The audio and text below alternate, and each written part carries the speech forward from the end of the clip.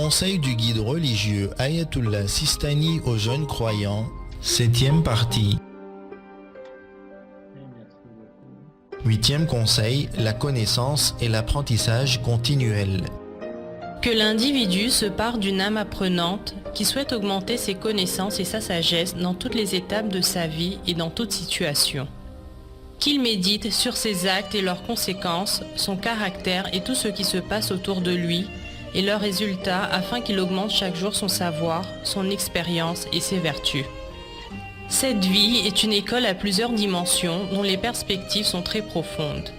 Un individu ne peut se passer d'y augmenter son savoir et sa compétence quand dans chaque action et événement, on y trouve un enseignement et une leçon, et dans chaque circonstance, un message qui indique pour celui qui médite des règles et des phénomènes répétitifs, des leçons pour sa vie.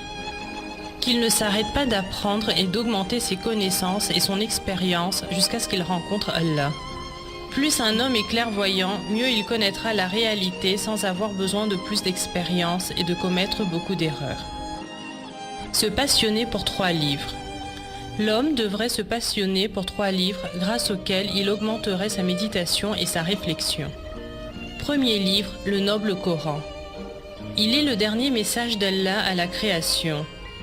Il l'a envoyé pour faire émerger les trésors de la raison, faire jaillir à travers ce message les sources de la sagesse et adoucir le durcissement des cœurs.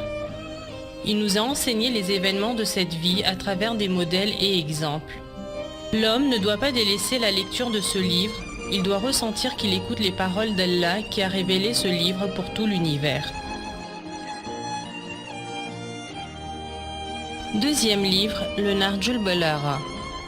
Le Narjul Balagha, de façon générale, est une explication du contenu du Coran et des éclaircissements sur le Coran d'un style éloquent qui insuffle à l'âme une envie de méditer, réfléchir, retirer des leçons et des sagesses.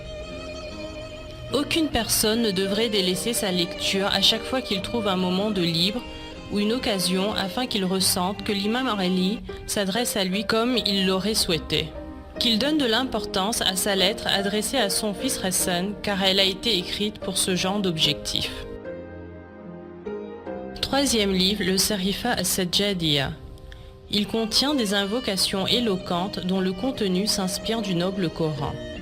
Il contient les enseignements nécessaires à un individu entre les différentes tendances, connaissances intuitives, visions et aspirations. Il y explique comment réformer le soi en l'évaluant, le blâmant en révélant ses secrets et son côté obscur, et plus particulièrement dans l'invocation Makarimul Akhlaq. Merci de votre fidélité, à bientôt pour la conclusion dans une prochaine et dernière vidéo.